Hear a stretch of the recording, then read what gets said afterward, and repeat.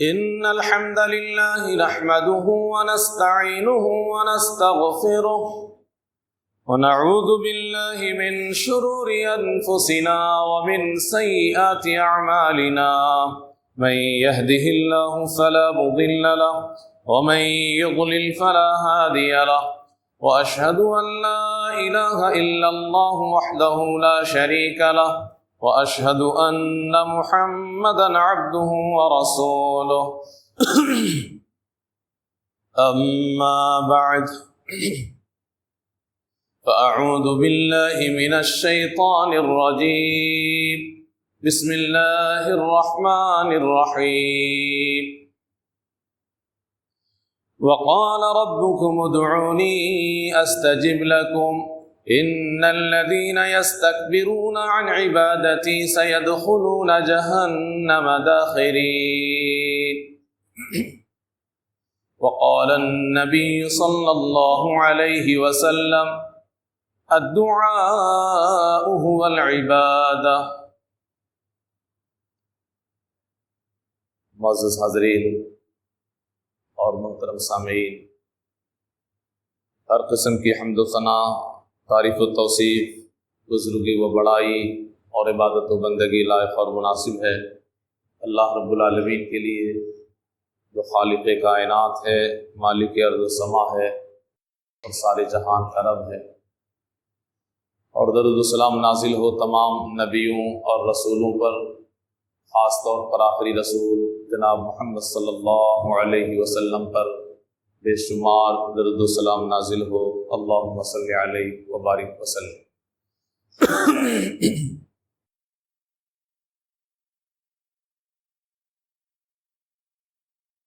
مغفرت کا مہینہ رمضان المبارک اپنے اختتام کو پہنچنے والا ہے۔ اگر چاند نکل آیا تو آج آخری روزہ ہے، اور اگر چاند نہیں نکلا تو مزید ایک دن آپ کو مغفرت کے لیے موقع کے طور پہ ملے گا۔ رمضان المبارک کے مہینے کو مغفرت کا مہینہ بھی کہتے ہیں، شہر المغفرہ، بخشش کا مہینہ، اس لیے کہ آپ پیارے نبی جناب محمد صلی اللہ علیہ وسلم یہ فرامین کو پڑھیے تو پتہ چلے گا کہ اس مہینے سے مغفرت کا بڑا گہرا تعلق ہے۔ بعض احادیث آپ بار بار سنتے ہیں، من صام رمضان ایمانا واحتسابا غفر له ما تقدم من ذنبه، جو شخص رمضان کے مہینے میں روزہ رکھے ایمان کی حالت میں ثواب کی امید سے، اس کی زندگی کے سارے گناہ بخش دیے جاتے ہیں۔ غفر له ما تقدم من ذنب، اب تک جتنا گناہ کیا ہے سب بخش دیے۔ اسی طریقے سے من قام رمضان ایمانا واحتسابا غفر له ما تقدم من ذنبه، رمضان کے مہینے میں جو قیام اللیل کا اہتمام کرے، صلاۃ التراویح کا اہتمام کرے، اس کے لیے بھی یہی بات کہی جا رہی ہے تو اس کی بھی زندگی کے سارے اس کے گناہ بخش دیے جائیں۔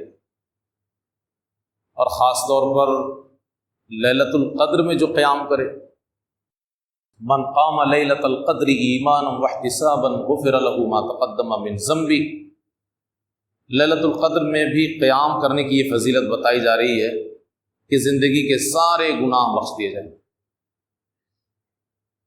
اور اس سے بڑی بات بھی کہی گئی ہے، یہی بات دوسرے لفظوں میں، وَلِلَّهِ عُتَقَاءُ مِنَ النَّارِ، اللہ ایسے لوگوں کو جن کے لیے جہنم واجب ہے، یعنی جو جہنمی ہے، رمضان میں اللہ ان لوگوں کو آزاد کر دیتا ہے، اور یہ دو وقت کرتا ہے، ایک تو افطار کے وقت اور رات کے آخری حصے میں، روزانہ پورا مہینہ۔ تو اللہ گناہ بخشے گا تبھی تو جہنم سے آزادی ملے گی۔ تو یہاں بھی بخشش کا معاملہ، تو رمضان میں بخشش کا معاملہ اتنا گہرا ہے، مغفرت کا معاملہ، اس قدر رمضان سے قریب ہے کہ پیارے نبی جناب محمد صلی اللہ علیہ وسلم نے حضرت جبرائیل علیہ السلام کی بد دعا پہ آمین کہی۔ حضرت جبرائیل امین نے کیا بد دعا کی؟ بعد من ادرک رمضان، وہ شخص تباہ ہو جائے، برباد ہو جائے، نامراد ہو جائے، گھاٹے میں پڑ جائے، جس نے رمضان کو پا لیا فلم یغفر لا، اور اپنی بخشش نہ کرا سکے، فلم یغفر لا، اپنی بخشش نہ کرا سکے۔ اللہ کے رسول صلی اللہ علیہ وسلم نے کیا کہا اس پہ؟ آمین، اللہ اس بد دعا کو قبول کر لے۔ تو یہ مغفرت کا مہینہ ہے، بخشش کا مہینہ ہے۔ ہونا تو یہ چاہیے کہ ہم سب بخشے گئے ہوں، رمضان گزر گیا ہے اور ہم سب لوگ اللہ کے ساتھ جڑے ہوئے لوگ، ہم سب کی بخشش ہو جانی چاہیے۔ بخشش کیسے ہوگی؟ یہ بخشش کا مہینہ ہے، لیکن بخشش کیسے ہوگی؟ بخشش کے لیے بہت سارے نیک اعمال ہیں، لیکن خاص طور پر ایک عبادت نہایت اہم ہے جس کے ذریعے اپنے آپ کو آپ بخشا سکتے ہیں۔ نہایت ہی اہم عبادت، اور وہ اہم عبادت کیا ہے؟ دعا۔ اور اسی میں ہم لوگ بہت کمزور ہیں۔ پہلی بات تو ہم لوگ مانگتے نہیں اللہ سے، اور اگر مانگتے بھی ہیں تو جس طریقے سے مانگنا چاہیے اس طریقے سے نہیں مانگتے ہیں۔ جتنی دیر مانگنی چاہیے اتنی دیر نہیں مانگتے ہیں۔ جس یقین اور امید کے ساتھ مانگنی چاہیے اس یقین اور امید کے ساتھ نہیں مانگتے ہیں۔ تو کیسے ہماری بخشش ہو پائے گی؟ آپ قرآن اٹھا کر کے پڑھیے کہ رمضان میں مانگنے کا کام کتنا بڑا ہے۔ دعا، رمضان میں دعا کی اہمیت کتنی زیادہ ہے کہ اللہ رب العالمین قرآن میں رمضان کے فضائل اور مسائل بیان کرتے کرتے بیچ میں دعا کا تذکرہ کر رہا ہے۔ آپ یوں ہی اگر نظر ڈالیں گے تو لگے کہ یہ تو بے جوڑ بات لگ رہی ہے۔ رمضان کی فضیلت بیان ہو رہی تھی، رمضان کے مسائل بیان ہو رہے تھے، بیچ میں دعا کی بات کہاں سے آ گئی؟ یا ایھا الذین آمنوا کتب علیکم الصیام کما کتب علی الذین من قبلکم لعلکم تتقون۔ یہاں سے آپ پڑھنا شروع کیجئے، فضائل مسائل بیان ہو رہے ہیں رمضان کے۔ اور اسی بیچ میں اللہ رب العالمین نے دعا کا تذکرہ کر دیا، وَإِذَا سَأَلَكَ عِبَادِي عَنِّي فَإِنِّي قَرِيبٌ۔ جب میرا بندہ میرے بارے میں پوچھے تو یقیناً میں قریب ہوں۔ اجیب دعوت الداعی اذا دعان، جب پکارنے والا پکارتا ہے، مانگنے والا مانگتا ہے تو میں قبول کرتا ہوں، اس کو جواب دیتا ہوں۔ اور اس کے بعد پھر مسائل، وَحِلَّ لَكُمْ لَيْلَةَ الصِّيَامِ الرَّفَثُ۔ پہلے بھی مسائل بیان ہو رہے ہیں، فضائل بیان ہو رہے ہیں، اور بعد میں بھی فضائل اور مسائل بیان ہو رہے ہیں۔ بیچ میں ایک آیت دعا کے بارے میں، تو آپ کو بظاہر یہ بے جوڑ نظر آ رہی ہوگی، لیکن بے جوڑ نہیں ہے۔ اللہ یہ پیغام دینا چاہتا ہے کہ رمضان کے فضائل اور مسائل کو معلوم کر کے صرف عمل کر لو، روزے رکھ لو، نماز پڑھ لو، فلاں فلاں نہیں، دعا کا اہتمام کرو۔ اس بیچوں بیچ میں دعا کا تذکرہ کر کے اللہ ہمیں اور آپ کو یہ پیغام دے رہا ہے کہ رمضان کے مہینے میں زیادہ سے زیادہ دعا کرو۔ وَإِذَا سَأَلَكَ عِبَادِي عَنِّي فَإِنِّي قَرِيبٌ۔ میرے بندے میرے بارے میں پوچھیں تو میں بہت قریب ہوں، اس قدر قریب کہ کوئی بھی مجھے پکارتا ہے، کسی بھی کام کے لیے پکارتا ہے، آواز دیتا ہے، میں اس کا جواب دیتا ہوں، قبول کرتا ہوں۔ تو دعا یہ نہایت اہم چیز ہے، اور اس سلسلے میں ہم لوگوں سے بڑی کوتاہی ہو رہی ہے۔ بلکہ آپ کو حیرت ہوگی کہ دعا یہ عبادت کی روح ہے، جان ہے۔ دعا کوئی معمولی چیز نہیں ہے۔ اللہ کی عبادت و بندگی ہماری زندگی کا مقصد ہے۔ وَمَا خَلَقْتُ الْجِنَّ وَالْإِنسَ إِلَّا لِيَعْبُدُونَ۔ اور عبادت کی روح اور جان دعا ہے۔ دعا نہیں تو عبادت نہیں۔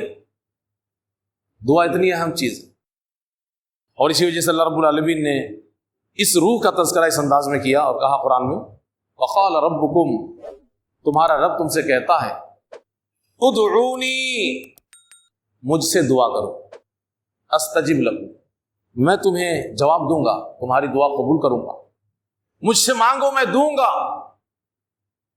ان الذین یستکبرون عن عبادتی سیدخلون جہنم داخرین،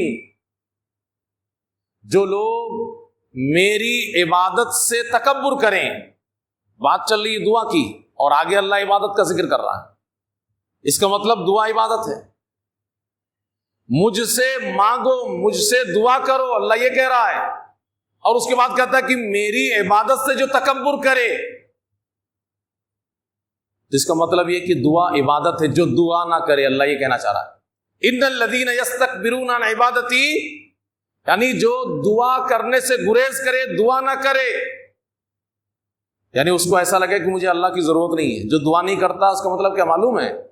مجھے اللہ کی ضرورت نہیں ہے، میں بے نیاز ہوں اللہ سے، مجھے نہیں مانگنا ہے اس سے، یہ تکبر ہے۔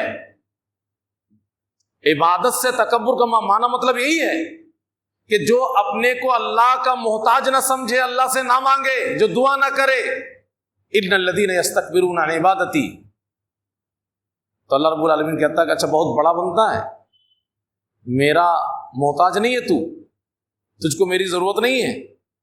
اب جہنم میں ڈالے گا اللہ تو اس کو بڑا چھوٹا بنا کر کے، ذلیل اور رسوا کر کے ڈالے گا، کہ بہت بڑا بنتا تجھ کو چھوٹا بنا کے جہنم میں ڈالو۔ سیدخلون جہنم داخرین، جہنم میں چھوٹا بن کر کے وہ داخل ہوں گے، ذلیل اور رسوا ہو کر کے وہ داخل ہوں گے۔ تو دعا یہ عبادت ہے، بلکہ یہ عبادت کی جان اور عبادت کی روح ہے۔ آپ ذرا غور کریں کہ دعا کتنی اہم چیز ہے، اور عبادت کی روح اور جان کس طریقے سے۔ آسیہ، یہ فرعون کی بیوی آسیہ، وہ ایمان لے آئی تھی، مومنہ تھی اور بہت مضبوط ایمان والی۔ جب وہ ایمان لے آئی، توحید کا انہوں نے اقرار کر لیا، فرعون کو بڑا غصہ لگا اور اس نے سخت سزا دی، دھوپ میں لٹال کر کے، عورت ویسی بھی نازک چیز ہے، دھوپ میں لٹا کر کے ہاتھ اور پیر میں کیل ٹھوک دی۔ تو آسیہ نے دعا کی اللہ سے اور کہا رب ابن لی عندک بیتا فی الجنہ، اے میرے رب اپنے پاس میرے لیے ایک گھر بنا جنت میں۔ دیکھیے ایسا تو نہیں کہ آسیہ نے اور کوئی عبادت نہیں کی تھی، بہت ساری عبادت انہوں نے کی، لیکن دعا کا اللہ نے خاص طور پہ تذکرہ کیا، دوسری عبادت کا تذکرہ نہیں کیا، چونکہ دعا یہ عبادت کی روح اور جان ہے۔ سب سے اہم چیز عبادت میں دعا ہے، اور اسی وجہ سے آسیہ کی دعا کا اللہ نے قرآن میں تذکرہ کیا ہے، کسی اور نیکی کا تذکرہ نہیں کیا ہے۔ رب ابن لی عندک بیتا فی الجنہ، اے میرے رب اپنے پاس جنت میں میرے لیے گھر بنا۔ دعا بہت طاقتور چیز، بہت پاورفل۔ ہم لوگوں کو دراصل دعا کی طاقت کا اندازہ نہیں، خامخواہ کے لیے ہم رونا روتے ہیں، دعا نہیں کرتے۔ بہت سارے ہمارے بھائی مسائل میں گھرے ہوئے ہیں، پریشان ہیں، دقتوں میں ہیں، جب ملیے تب پریشانیاں آئیں، پریشانیاں ذکر کریں گے، لیکن اللہ سے وہ مانگتا نہیں، اپنی پریشانی کو دور کرنے کے لیے اللہ سے مدد نہیں مانگتا، اس کو دعا کی طاقت کا اندازہ نہیں۔ آپ کو معلوم ہے تقدیر دعا سے بدل سکتی ہے، دعا کے اندر اتنی طاقت ہے کہ تقدیر بھی بدل سکتی ہے۔ پیارے نبی جناب محمد صلی اللہ علیہ وسلم فرماتے ہیں لا يرد القضاء الا الدعاء، تقدیر کو کوئی چیز نہیں بدل سکتی، صرف دعا بدل سکتی ہے، اتنی طاقت ہے دعا میں۔ آپ کے اوپر ایک فیصلہ اللہ کی طرف سے لکھا ہوا ہے، اس فیصلے کو اللہ کاٹ دے گا آپ کی دعا کی وجہ سے، تو کاہے دعا نہیں کرتے ہم؟ آپ دعا سے تقدیر بدل سکتی ہے۔ بلکہ آپ دیکھیں کہ حضرت مریم علیہ السلام کن کی کفالت میں؟ زکریا علیہ السلام کی کفالت میں۔ زکریا علیہ السلام جب کبھی ان کے پاس جا رہے ہیں تو دیکھتے ہیں کہ ان کے پاس بے موسم کے پھل نظر آ رہے ہیں. کلما دخل علیہ زکریا المحراب وجد عندہ رزقا، بے موسم کے پھل، کھانا، رزق. تو کہتے ہیں کہ یا مریم انا لکی ھذا، مریم یہ بے موسم کا پھل کہاں سے آ گیا؟ اس کا تو موسم ہے نہیں ابھی، یہ کہاں سے آ گیا؟ تو حضرت مریم علیہ السلام جواب دیتی ہے یہ اللہ کی طرف سے. قالت هو من عند اللہ، یہ اللہ کی طرف سے. ان اللہ یرزق من یشاء بغیر حساب، بغیر حساب کے وہ رزق دے سکتا ہے، بے موسم کے پھل بھی دے سکتا ہے، تمہاری سوچ سے باہر کی چیز بھی دے سکتا ہے. حضرت زکریا علیہ السلام بوڑھے ہو چکے ہیں، موت قریب ہے، ان کو احساس ہے، بانجھ بھی ہیں، اولاد کی امید نہیں ہے. لیکن جب دیکھتے ہیں کہ بے موسم کا پھل یہاں اللہ دے رہا ہے تو اللہ کے لیے کوئی چیز ناممکن نہیں ہے. فوراً دعا کرتے ہیں. ہنالک دعا زکریا ربہ، وہی اللہ سے مانگنے لگتے ہیں رب ھب لی من لدنک ذریۃ طیبہ انک سمیع الدعاء. اے اللہ ایک نیک بچہ چاہیے، مجھے ایک نیک بچہ چاہیے. اور دیکھیے کتنے یقین کے ساتھ انہوں نے دعا کی تھی کہ اللہ رب العالمین نے ناممکن کو ممکن بنا دیا، دعا قبول کر لی. نماز پڑھ رہے ہیں، اسی بیچ میں فرشتے آ کر کے خوشخبری سنانے لگ رہے ہیں. ان اللہ یبشرک بیحییٰ، کہ زکریا اللہ کی طرف سے خوشخبری ہے، بیٹا ملے گا، یحییٰ نام رکھنا. ان اللہ یبشرک بیحییٰ، بیٹا ملے گا، نام بھی بول دیا کہ یحییٰ نام رکھنا. کہتے کہ واقعی دعا بھی مانگا، لیکن ابھی بھی جب خوشخبری ملی ہے تو یقین نہیں ہو رہا کہ واقعی ہوگا ایسا. میں بوڑھا ہو چکا ہوں، میری بیوی بانجھ ہے، واقعی یہ دعا قبول ہو گئی ہے اور ایسا ہوگا. فرشتوں نے کہا کہ اللہ کا معاملہ تو ایسے ہی ہے، ایسے ہی ہوگا. اب بہت پریشان کہ کب ہوگا، کوئی نشانی. تو اللہ کی طرف سے اعلان ہوا کہ ہاں تمہاری زبان بند ہو جائے گی 3 دن کے لیے، بول نہیں پاؤ گے. یہ نشانی ہوگی کہ ہاں بچہ ہونے والا ہے. اسی طریقے سے حضرت ایوب علیہ السلام، لا علاج مرض کا علاج کہاں پہ ہے بھائی؟ دعا میں. سارے ڈاکٹر دنیا کے جواب دے دے، میڈیکل سائنس ہاتھ کھڑے کر لے کہ یہ تو لا علاج ہے، اس کی کوئی دوا نہیں. اس کے بعد بھی ایک دوا ہے، اور وہ دوا کیا ہے بھائی؟ دعا. حضرت ایوب علیہ السلام بیمار ہیں، سخت بیمار. ڈاکٹروں نے جواب دے دیا ہے، بہت پریشانی میں ہیں، دقتوں میں ہیں. اسی دوا کا سہارا لیتے ہیں. اذ نادى ربه انی مسنی الضر وانت ارحم الراحمین. ایوب نے رب سے کہا کہ اللہ میں بہت تکلیف میں ہوں، تیرا بندہ بہت تکلیف میں ہے، بڑی پریشانی. وانت ارحم الراحمین، اور تو رحم کرنے والوں میں سب سے زیادہ رحم کرنے والا. کتنی پیاری دعا ہے. ہم لوگ اللہ سے نام لے کے مانگتے ہیں، اللہ مجھے یہ چاہیے، اللہ مجھے یہ چاہیے، وہ چاہیے. یہ نہیں کہہ رہے ہیں ایوب علیہ السلام کہ اللہ مجھے ٹھیک کر دے، اپنی پریشانی کا اظہار صرف کر رہے ہیں. اے اللہ میں رحم کی بھیک مانگ رہا ہوں اس لیے کہ رحم کے لائق ہو چکا ہوں. اور اللہ کا حوالہ دے رہے کہ تو تو بڑا رحیم ہے، تجھ سے کیسے دیکھا جائے گا کہ میں اتنی پریشانی میں رہوں. اپنی تکلیف کا صرف اظہار کر رہے ہیں، یہ بھی نہیں کہہ رہے ہیں کہ مجھے ٹھیک کر دے. اے اللہ مجھے تکلیف پہنچی ہے، بہت تکلیف میں ہوں، یعنی میں قابل رحم ہوں، میں اس لائق ہوں کہ مجھ پہ رحم کیا جائے. اور اللہ کو حوالہ کس چیز کا دے رہے ہیں کہ اللہ تیرے پاس اتنی طاقت ہے، تو ارحم الراحمین ہے، تو اس لائق ہے کہ تو رحم کرے. ایسے دعا کیجئے، اللہ قبول کیوں نہیں کرے؟ دعا کی طاقت دیکھے. لا علاج مرض کا علاج ہو گیا، اللہ نے دعا سن لی، ٹھیک کر دیا. آج بھی دنیا میں بہت سارے کیسز ہیں کہ ڈاکٹر نے جواب دے دیا لیکن اللہ سے مانگا، اللہ نے ٹھیک کیا. آج بھی یہ مثالیں ملتی ہیں.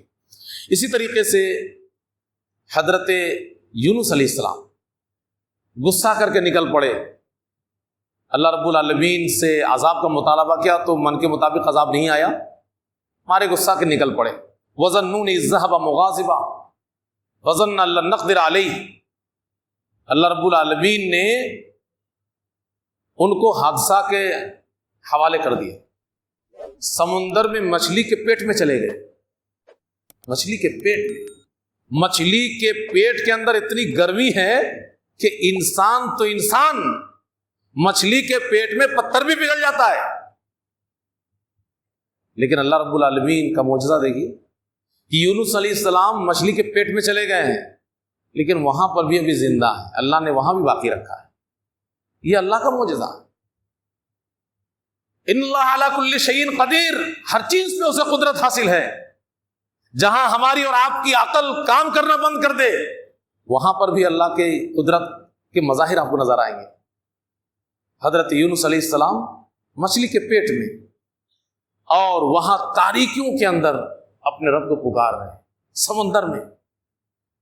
فنادا فی الظلمات، تاریکیوں کے اندر، سمندر کی تاریکی، مچھلی کے پیٹ کے اندر کی تاریکیاں، وہاں سے اللہ کو پکارتے ہیں، لا الہ الا انت، تیرے علاوہ تو کوئی حقیقی معبود نہیں اللہ، سبحانک، تو پاک ہے، تیرے اندر کوئی کمی نہیں، تجھ پہ کوئی داغ نہیں، انی کنت من الظالمین، میں ہی داغدار ہوں، میرے اندر کمیاں ہیں، میں بہت بڑا ظالم ہوں۔ ایسے ہی مانگا جاتا اللہ سے، اپنے آپ کو جتنا چھوٹا بنا سکو چھوٹا بنا کے پیش کرو اللہ کے سامنے، اور اللہ کو جتنا بڑا بنا سکو بڑا بنا دو۔ کیوں نہیں سنے گا؟ اللہ نے یونس علیہ السلام کی سن لی مچھلی کے پیٹ کے اندر سے، اور ان کو نجات دے دی، بچا لی۔ تو اللہ رب العالمین نے دعا کے اندر بہت زیادہ طاقت رکھی ہے، اور اللہ رب العالمین دعا قبول کرنے کے لیے پریشان ہے، سننے کے لیے پریشان ہے۔ پیارے نبی صلی اللہ علیہ وسلم فرماتے ہیں، من لم یسأل اللہ یغضب علیہ، دنیا میں کسی سے مانگو تو غصہ ہو جاتا ہے، منہ ٹیڑھا کر لیتا ہے، ایک بار دیا، دو بار دیا، تیسری بار چلے جاؤ دو چار سنا دے گا کہ جب دیکھو چلا آتا ہے۔ دنیا کا معاملہ الٹا ہے، کسی سے مانگو تو غصہ ہو جاتا ہے، لیکن اللہ کا معاملہ بالکل اس سے الٹ، نہ مانگو تو غصہ ہو جاتا ہے۔ من لم یسأل اللہ یغضب علیہ، جو اللہ سے نہیں مانگتا اللہ اس سے غصہ ہو جاتا ہے، کاہے نہیں مانگ رہا ہے؟ ہم لوگ مانگتے ہی نہیں اللہ سے، ہم لوگ اللہ سے مانگتے ہی نہیں، ورنہ مانگو تو کافر ہے تو بھی اللہ سن لیتا ہے، مومن کو تو چھوڑ دو، اللہ مانگنے والے کو اتنا پسند کر لیتا ہے اور اتنا خوش ہوتا ہے کہ کافر بھی مانگتا ہے تو دے دیتا ہے۔ آپ دیکھیں، قرآن اٹھا کے پڑھیے، حتی اذا کنتم فی الفلک، کشتی میں کافروں کی بات چل رہی ہے، کیا ہے کافرو، تم کشتی میں سوار ہو کر کے سفر کر رہے ہو، وجرین بہم بریح طیبہ، اور ہوا بڑی موافق ہے، تمہاری من موافق، جدھر چاہ رہے ہو ادھر ہی کشتی جا رہی ہے، کوئی خطرہ نہیں دکھ رہا ہے، لیکن اسی بیچ میں آندھی آ جاتی ہے، ہوا کا رخ پلٹ جاتا ہے، وجاءہم الموج من کل مکان، ہر طرف سے پانی کی موج بلند بلند اونچی اونچی عمارت کی شکل میں نظر آنے لگتی ہے، اور ایسا لگتا ہے کہ اب تو جان بچے گی۔ تو جب کیا کرتے ہیں کافروں سے، اللہ کہہ رہا ہے دعوا اللہ مخلصین لہ الدین، تو ایسے وقت میں یہ لوگ اللہ سے دعا کرتے ہیں خلوص کے ساتھ، اب شرک نہیں کرتے ہیں، اب صرف اللہ کو پکار رہے ہیں اور کہتے ہیں کہ بس تو ہی اب بچا سکتا ہے اللہ، لئن انجیتنا من ہذہ، اس مصیبت سے اگر تو بچا لے گا، لنکونن من الشاکرین، تو ہم ایمان لے آئیں گے، ہم توحید والے بن جائیں گے، ہم شکر گزار بنیں گے۔ اللہ کو یہ بھی معلوم ہے کہ ابھی یہ پلٹ جائے گا اپنی بات سے، اللہ کو یہ بھی معلوم ہے کہ یہ کافر ابھی مصیبت میں پکار رہا ہے، لیکن جب ہم اس کو مصیبت سے نکال دیں گے تو یہ پلٹ جائے گا، پھر شرک کرے گا، زمین میں فساد مچائے گا، سرکشی اور بغاوت میں اتارو ہوگا، اللہ کو معلوم ہے۔ لیکن دعا کی طاقت دیکھیے کہ کافر دعا کرتا ہے، اس دعا کی لاج رکھتے ہوئے اللہ رب العالمین قبول کر لیتا ہے، بچا دیتا ہے۔ فلما انجاہم، اللہ جب بچا دیتا ہے، اذا ہم یبغون فی الارض بغیر الحق، پھر زمین میں وہ فساد مچانا شروع کر دیتے۔ کافر کی بھی سن لیتا ہے اللہ رب العالمین، تو آپ تو موحد ہو، مسلمان ہو، آپ کی کیوں نہیں سنے گا؟ تو دعا کے اندر اتنی طاقت ہے کہ اللہ رب العالمین کافر کی بھی سن لیتا ہے۔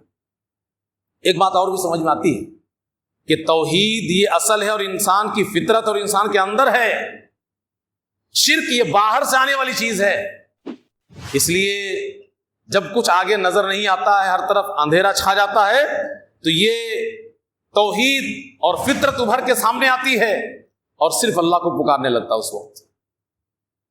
اور پیارے نبی صلی اللہ علیہ وسلم نے فرمایا ہی ہے، کوئی بھی بچہ پیدا ہوتا ہے تو وہ توحید پہ ہوتا ہے، ما من مولود الا یولد علی الفطرہ، کوئی بھی بچہ پیدا ہوتا ہے تو وہ فطرت پر یعنی توحید پر ہوتا ہے، دین اسلام پر ہوتا ہے، حق پر ہوتا ہے، ایک اللہ کا عابد ہوتا ہے۔ ماحول اور معاشرہ، آس پاس پڑوس کے لوگ، ماں باپ، یہ اس کے اوپر اثر ڈالتے ہیں اور اس کو توحید سے ہٹا دیتے ہیں۔ تو توحید اندر ہے، شرک باہر سے آتی ہے، ایسی چیز ہے شرک جو باہر سے آتی ہے۔ فَأَبَوَاهُ يُهَوِّدَانِهِ أَوْ يُنَصِّرَانِهِ أَوْ يُمَجِّسَانِهِ، ماں باپ یا تو اس کو یہودی بناتے ہیں یا عیسائی بناتے ہیں یا مجوسی بناتے ہیں۔ تو توحید اصل ہے، اسی وجہ سے مشرکین اور کفار بھی جب مصیبت میں گھر جاتے تھے تو ان کی توحید ابھر کے سامنے آتی تھی اور وہ تمام باطل معبودوں کو چھوڑ کر کے ایک اللہ سے رجوع کرتے۔ کچھ شرطیں ہیں، دعائیں قبول ہونے کی کچھ شرطیں ہیں۔ یہ رمضان کا مہینہ یہ دعا کا مہینہ ہے، مغفرت کا مہینہ ہے، اور اس میں بہت تیز دعا قبول ہوتی ہے۔ لیکن اگر مان لیجئے کہ رمضان کا مہینہ گزر گیا، اس کے بعد بھی دعا کا ہتھیار آپ استعمال کر سکتے ہیں، لیکن دعا کو کارگر بنانے کے لیے 3 باتوں کا خاص طور پہ دھیان رکھنا ضروری ہے۔ پہلی بات کیا ہے؟ حلال رزق کھانا۔ اگر اللہ کے یہاں اپنی دعا قبول کروانی ہے تو حلال رزق استعمال کیجیے۔ پیارے نبی جناب محمد صلی اللہ علیہ وسلم کے پاس حضرت سعد بن ابی وقاص آتے ہیں اور کہتے ہیں کہ اللہ کے رسول صلی اللہ علیہ وسلم، اللہ سے دعا کیجیے میرے لیے کہ میں مستجاب الدعوہ بن جاؤں، یعنی میری دعا قبول کی جائے، مجھے اللہ مستجاب الدعوہ بنا دے، یعنی جب دعا کروں تو اللہ قبول کر لے۔ تو اللہ کے رسول صلی اللہ علیہ وسلم فرماتے ہیں، یا سعد، اے سعد، اطب مطعمک، اپنا کھانا حلال کر لو، رزق حلال استعمال کرو۔ اگر تمہیں مستجاب الدعوہ بننا ہے تو تم مستجاب الدعوہ بن جاؤ۔ حضرت ابو ہریرہ رضی اللہ عنہ نے اسی کی تشریح کی ہے ایک حدیث کے اندر، اور اس میں تفصیل ہے اختصار کے ساتھ۔ یہ وہ کہتے ہیں کہ ایک آدمی لمبا سفر کرتا ہے، اتنا لمبا سفر، کپڑے وپڑے سب گندے ہو گئے ہیں، بال پر گندا ہو گیا ہے، یعنی اس کی حالت مسکینی والی۔ اللہ کو فقر و فاقہ کی حالت پسند ہے، مسکینی والی حالت پسند ہے۔ اسی وجہ سے انسان کو ہر اعتبار سے عاجز ہونا چاہیے، ہر اعتبار سے۔ نماز استسقاء کے بارے میں آپ کو معلوم ہے نا، پھٹے پرانے کپڑے پہن کر کے جاتے ہیں، پھٹے پرانے کپڑے پہن، وہ مسکینی کی حالت، تاکہ اللہ فوراً قبول کر لے۔ تو اسی لیے کہہ رہے ہیں حضرت ابو ہریرہ رضی اللہ عنہ کہ ایک آدمی لمبا سفر کرتا ہے، اتنا لمبا سفر کہ اس کے سارے کپڑے گندے ہو گئے ہیں اور بال پراگندہ ہے، اور اس کے بعد اپنے ہاتھ کو آسمان کی طرف اٹھاتا ہے اور کہتا ہے یا ربی یا ربی، اللہ سے مانگتا ہے۔ لیکن یہ سب چیز تو ٹھیک ہے، اللہ قبول کرنے والا ہے، لیکن معاملہ دوسری طرف گڑبڑ ہے۔ مطعمہ حرام، کھانا اس کا حرام کا، مشربہ حرام، پینا اس کا حرام کا، ملبسہ حرام، لباس جو پہنا ہوا وہ حرام کا، غذی بالحرام، حرام میں پرورش پایا ہے وہ۔ فَأَنَّىٰ يُسْتَجَابَ لِذَٰلِكَ، پھر ایسے آدمی کی دعا اللہ کیسے قبول کرے گا؟ یعنی کھانا حلال ہونا چاہیے، لباس حلال ہونا چاہیے، جو بھی آپ استعمال کریں وہ سب حلال ہونا چاہیے اگر دعا اللہ کے یہاں قبول کروانے۔ دوسری شرط، دعا میں اخلاص ہونی چاہیے۔ اخلاص، دعا میں اخلاص ہونا چاہیے۔ اخلاص کی شکل کیا ہے کہ پوری طاقت کے ساتھ اللہ سے مانگیے کہ اللہ تو ہی دے گا۔ پیارے نبی صلی اللہ علیہ وسلم فرماتے ہیں کہ اذا دعا احدکم فلیعزم المسئلہ، تم میں سے کوئی جب دعا کرے تو پورے یقین کے ساتھ مانگے، ہلکا پھلکا کر کے نہ مانگے۔ ایسا نہ کہ ولا یقولن ان شئت فاعطنی، اللہ اگر تو چاہے تو دے دے، یہ کمزور بات ہے۔ اس دعا میں اخلاص کی کمی ہے۔ دعا مانگو پورے اخلاص کے ساتھ، پورے یقین کے ساتھ کہ اللہ مجھے چاہیے اور تو ہی دے گا۔ یہ دوسری شرط۔ اور تیسری شرط، جس میں ہم لوگ سب گرفتار ہیں۔ جلدی نہ مچائے بھائی، دعا کرو، دیر تک کرو، لمبی کرو، پیچھے پڑ جاؤ اللہ کے، اللہ کے پیچھے پڑ جاؤ، چھوڑو نہیں۔ جلدی کریں گے تو پھر دعا قبول نہیں ہوگی۔ پیارے نبی صلی اللہ علیہ وسلم فرماتے ہیں کہ یستجاب لأحدکم ما لم یعجل، کہ جب تک جلدی نہ کرے کوئی اس کی دعا قبول کی جائے گی۔ اور بس ایک لفظ بولا اور نکل لیے تو فارمیلٹی ہے، اللہ کے پیچھے پڑنا پڑے گا۔ یہ 3 باتیں یاد رکھیں گے۔ اچھا، دعا کی روح کیا ہے معلوم؟ دعا کی جان یا دعا کی روح کیا چیز ہے؟ یہی گڑ گڑانا۔ گڑ گڑانا یہ دعا کی روح اور جان ہے، اس لیے گڑ گڑانا، اس کی عادت ڈالنا پڑے گا۔ یہ گڑ گڑانے کے اندر اتنی طاقت ہے کہ اللہ کا عذاب آ جائے تو عذاب کو بھی اللہ روک سکتا ہے۔ اللہ نے کہا فلولا اذ جاءہم باسنا تضرعوا، جب میرا عذاب آ گیا، ہمارا عذاب ان لوگوں کے پاس آیا، یہ لوگ گڑ گڑائے کیوں نہیں؟ یہ لوگ گڑ گڑاتے۔ فلولا اذ جاءہم باسنا تضرعوا، تو گڑ گڑانا۔ حضرت موسیٰ علیہ السلام، ان کی دعا کے اندر بھی بڑی نصیحت ہے کہ کس طریقے سے اپنے آپ کو عاجز بنا کر کے اللہ کے سامنے بھیک مانگ رہے ہیں، جبکہ ایک جلیل القدر پیغمبر ہیں، بنو اسرائیل کا سب سے معزز رسول، سب سے طاقتور رسول، اللہ کا سب سے زیادہ قریبی رسول۔ جب کبھی بھی بنو اسرائیل کے رسولوں میں سے کسی کے حوالے دینے کی ضرورت پڑتی ہے تو موسیٰ کا حوالہ دیا جاتا ہے۔ اور قرآن اٹھا کر کے دیکھیے تو آپ کو موسیٰ علیہ السلام کی جتنی تفصیل اور کسی رسول اور نبی کے بارے میں نہیں ملے گی قرآن۔ موسیٰ علیہ السلام اللہ کے رسول پریشانی میں مدین پہنچ رہے ہیں، شعیب علیہ السلام کے علاقے میں، اور کئی دن کے بھوکے ہیں، کپڑے اپڑے گندے ہو چکے ہیں، چپل بھی پھٹ چکی ہے، پھینک دیا اس کو، پوری طرح ٹوٹ چکے ہیں۔ اور اس کے بعد 2 خاتون نے اپنے جانوروں کو پانی پلانے کے لیے جو آئی تھی، ان کی وہ مدد کرنے کے بعد ایک درخت کے سائے میں بیٹھ جاتے ہیں اور اللہ سے دعا کرتے ہیں، رب انی لما انزلت الی من خیر فقیر، اے میرے رب، میرے لیے جو بھی کوئی بھلائی تو اتارے میں اس کا فقیر ہوں، محتاج ہوں۔ یہ دعا کرتے ہیں۔ دیکھیے جب ایسی دعا کی جاتی ہے اس طریقے سے پریشانی کی حالت میں، اور اتنا چھوٹا بن کر کے، اے اللہ تیرے در کا میں بھکاری ہوں، فقیر ہوں میں، تو اللہ رب العالمین سنتا ہے۔ ادھر دعا کی، ادھر قبول ہوئی۔ فجات ہو احداہما تمشی علی استحیاء، 2 خاتون میں سے ایک شرماتے ہوئے آئی اور کہنے لگی کہ ابو بلا رہے ہیں آپ، حضرت شعیب علیہ السلام۔ دیکھیے، اے اللہ جو بھی تو بھلائی اتارے میں اس کا محتاج ہوں، فقیر ہوں، میرے لیے بھلائی نازل کر، جو بھی سب کا میں محتاج ہوں۔ اللہ فوراً سنتا ہے کہ ایک خاتون شرماتے ہوئے چلی آ رہی ہے، 2 لڑکیوں میں سے ایک لڑکی، اور کہتی ہے کہ ابو آپ کو بلا رہے ہیں۔ اور جب جاتے ہیں تو اللہ رب العالمین وہاں پہ صرف ان کو ٹھہراتا نہیں ہے، کھانا پانی نہیں دیتا، بلکہ جوڑا بھی عطا کر دیتا ہے۔ شعیب علیہ السلام کیا کرتے ہیں؟ دونوں میں سے جو پسند ہو شادی کر لو۔ مہر دینے کے لیے کچھ نہیں ہے تو کہتے ہیں کہ 8 سال یہاں پہ کام کرو، 8 سال یہاں پہ کام کرو۔ تو یہ حضرت موسیٰ علیہ السلام کی دعا۔ بڑی غلط فہمی ہے ہمارے اور آپ کے دل میں، بہت سارے لوگ دعا کرنے میں کیوں کتراتے معلوم ہے؟ ان کو ایسا لگتا ہے کہ میں بڑا گنہگار ہوں۔ گنہگار کے اللہ سنے گا؟ ارے گنہگاری کو تو اللہ سننے کے لیے تیار کھڑا ہے۔ دماغ میں غلط بات بیٹھ گئی ہے کہ میں نے بڑا جرم کر دیا ہے، بہت بڑا پاپی ہوں، بہت سارے گناہ کیے ہیں، میں کیسا اللہ سے مانگوں؟ یہ غلط فہمی ہے۔ اللہ گنہگار کی نہیں سنے گا، یہ کہاں سے دماغ میں آئی بات؟ ارے اللہ تو سب سے بڑے پاپی کا بھی سنتا ہے۔ اللہ رب العالمین کو جب سننا ہوتا ہے تو سب سے بڑے پاپی کی بھی سن لیتا ہے، اس کی بھی دعا قبول کر لیتا ہے۔ ابلیس سے بڑا گنہگار کوئی ہے؟ ابلیس سے بھی بڑا کوئی گنہگار ہے؟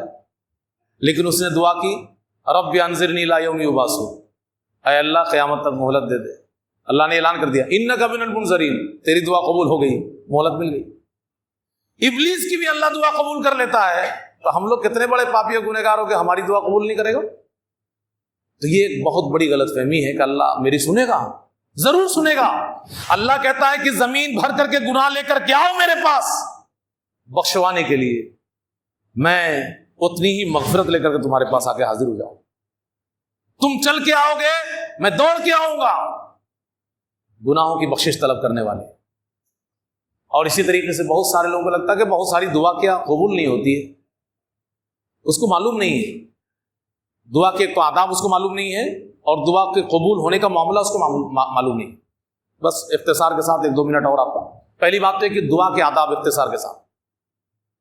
ایک صحابی اللہ کے نبی صلی اللہ علیہ وسلم کے سامنے آتے ہیں، نماز پڑھتے ہیں اور دعا کرنے لگتے ہیں، اللہم اغفر لی وارحمنی۔ تو اللہ کے رسول صلی اللہ علیہ وسلم فرماتے ہیں کہ تم نے جلد بازی کر دیا ہے مصلی۔ پھر دعا سکھاتے ہیں کہ جب کبھی بھی اللہ سے مانگو پہلے اللہ کی تعریف کرو۔ دنیا میں کسی سے مانگنا ہوتا ہے تو خوب مکھن پالش کرتے ہو، اللہ سے مانگو گے تو اللہ کی تعریف نہیں کرو گے ایسے فری میں، تو خوب پہلے تعریف کرو۔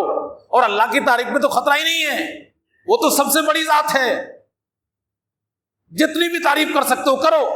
بولو کا کوئی معاملہ اللہ کے یہاں نہیں ہے، اللہ کے یہاں جتنا جو کچھ بول سکتے ہو بڑائی میں بولو، وہ تو سب سے بڑا ہے۔ تو کہا کہ پہلے خوب تعریف کرو اللہ۔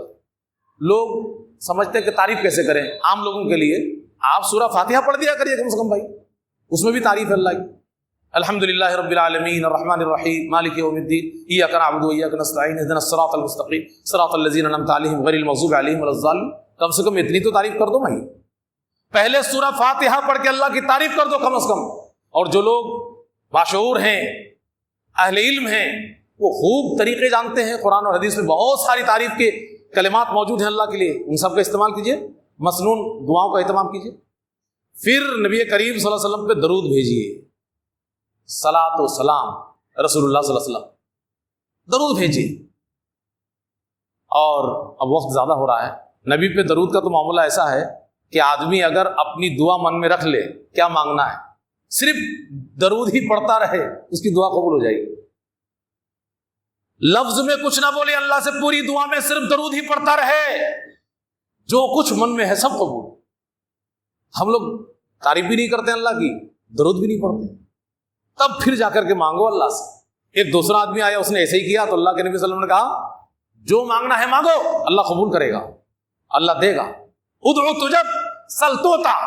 دوسرا آدمی آیا، نماز پڑھا، اس نے تعریف کی، پھر درود بھیجا، پھر دعا کیا، تو اس دعا سے پہلے اللہ کے نبی صلی اللہ علیہ وسلم نے اس سے کہا کہ تو نے دونوں کام کر دیا جو ضروری ہے دعا کے لیے، اب دعا کرو، قبول ہو جائے گی دعا۔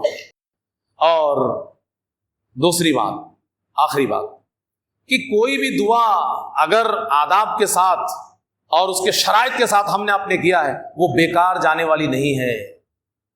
3 باتوں میں سے ایک بات ہو کے رہے گی۔ پہلی بات، جو دعا آپ نے کیا وہی قبول ہو جائے گی۔ دوسری بات، وہ دعا قبول نہیں ہوگی تو کوئی بڑی مصیبت اللہ جو آپ کے لیے مقدر میں ہے اس کو روک دے گا، ٹال دے گا۔ یہاں پر بھی بات وہی آ جائے گی کہ دعا تقدیر کو ٹال سکتی ہے۔ کوئی مصیبت، بڑی مصیبت اللہ روک دے گا دعا کے نتیجے میں۔ آپ نے کسی چیز کے لیے دعا کی، وہ چیز نہیں ملی، لیکن کوئی بڑی مصیبت اس کے بدلے میں رک گئی۔ اور تیسری بات، اللہ آپ کی اس دعا کو محفوظ کر کے رکھے گا، قیامت کے بعد اس کا بدلہ ملنے والا ہے۔ اور یہ سب سے امپورٹنٹ چیز ہے ہم لوگوں کے لیے۔ دنیا میں یہ تو لگتا ہے کہ یار وہاں ملے گا، لیکن سب سے اہم یہ ہے کہ اللہ وہی دے۔ یہ دنیا میں ہے کیا، اس دنیا میں ہے کیا، کہ کیا لوگ ہیں اس دنیا میں، وہاں پہ ملے گا تو وہ بہت اہم چیز ہوگی۔ اس کی وضاحت کرتے ہوئے بتایا گیا ہے کہ جب وہاں پہ ملے گا، جتنی دعائیں یہاں دنیا میں نہیں ملی ہوں گی، تو بندہ وہاں سوچے گا اللہ دنیا میں ایک بھی دعا قبول نہ ہوئی ہوتی، سب کچھ یہی ملتا تو اچھا تھا۔ تو ہم لوگ کو ایسا لگتا ہے کہ دعا قبول نہیں ہوئی، لیکن وہاں جو ملے گا وہ اتنا قیمتی اور اتنا اہم ہوگا کہ بندے کے دل میں خواہش ہوگی کہ دنیا کی ساری دعا کا بدلہ یہاں ملا ہوتا، کوئی دعا دنیا میں قبول نہ ہوئی ہوتی تو اچھا تھا۔ تو ظاہر سی بات ہے جب اس طرح کا معاملہ ہے تو کوئی مومن مسلمان دعا کے سلسلے میں پیچھے رہے گا یا غلط فہمی کا شکار رہے گا۔ بہرحال وقت زیادہ ہو گیا ہے، اللہ سے دعا کرے کہ اللہ رب العالمین ہم سب کو زیادہ سے زیادہ دعا کرنے کی توفیق عطا فرمائے۔ اللہ رب العالمین ہم سب کو حلال روزی عطا فرمائے۔ اللہ رب العالمین ہم سب کی دعاؤں کو قبول فرمائے۔